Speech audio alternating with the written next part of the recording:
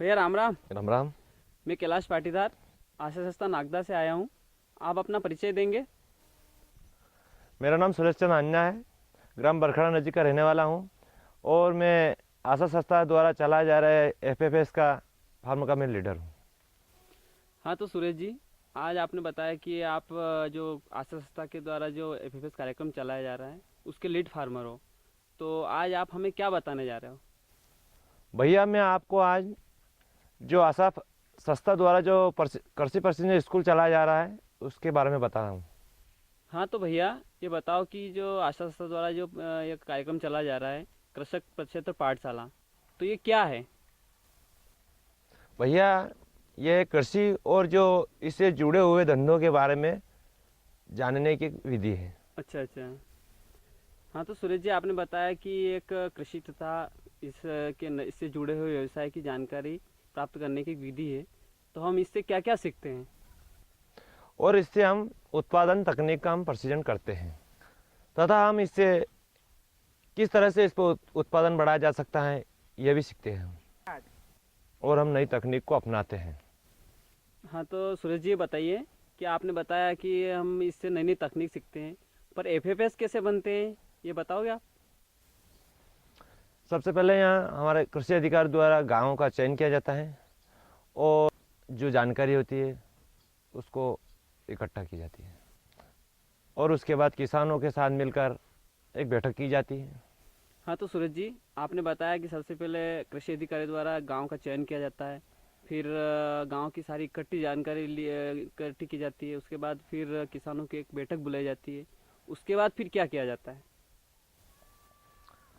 उसके बाद 25 से 30 जनों का जो समूह बनाया जाता है, फिर उसमें से एक जो सदस्य रहता है उसको एक लीड फार्मर के बारे में चयन किया जाता है। अच्छा। उसके बाद कृषि अधिकारी द्वारा एक कैलेंडर बनाया जाता है कि जो हमें महीने भर में क्या क्या करना है। उस कैलेंडर के हिसाब से कृषि अधिकारियों द्वारा उस लीड फार्मर को जानकारी दी। हाँ तो भैया आपने बताया कि कृषि अधिकारियों द्वारा कैलेंडर के आधार पर अपने लीड फार्मर को ट्रेनिंग दी जाती है, तो उसके बाद फिर क्या करते हैं अपन? उसके बाद कृषि अधिकारियों जो किसानों की समस्या होती है वो समस्या खेत में जाके देखते हैं और जो समस्या होती है उसके जो समस्या होती है तो उसके द्वारा कृषि अधिकारियों द्वारा जो लीड फार्मर होता है उसको उसकी जानकारी दी जाती है। अच्छा तो सुरेश जी, आपने बताया कि कृषि अधिकारियों द्वारा किसानों के खेत में जाके फसलों की समस्या देखी जाती है, पर उन समस्याओं के संबंध में उसका समाधान किसानों तक कैसे पहुंचाया जाएगा? भैया जो लीड फार्मर रहता है उसको कृषि अधिकारियों द्वारा समझाया जाता है।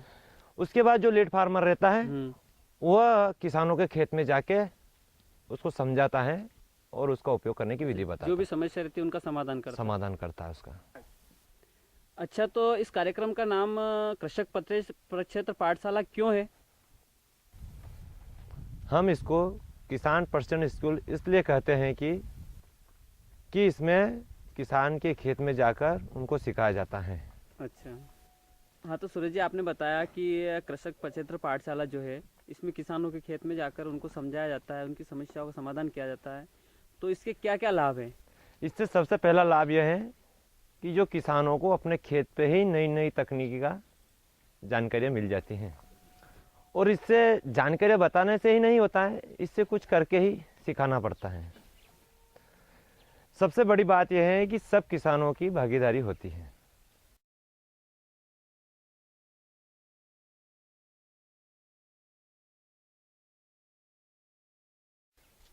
हाँ तो सूरज जी, बताओ कि आपके बरखड़ा गांव में एफएफएस का कार्यक्रम चल रहा है और आप इस कार्यक्रम के लीड फार्मर हैं, तो आप अपने क्षेत्र के किसान भाइयों को कोई संदेश देना चाहेंगे?